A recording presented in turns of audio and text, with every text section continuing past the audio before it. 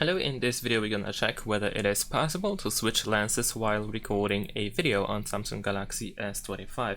So let's head to the video mode, and first we're gonna start by choosing the 4K 60 FPS resolution and with ×1 zoom. So if you start recording, then we can still choose different zooms.